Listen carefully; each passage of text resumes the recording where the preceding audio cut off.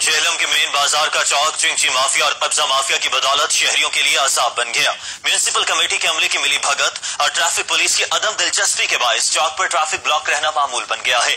मजीद जानिए बाबर हुसैन की रिपोर्ट में।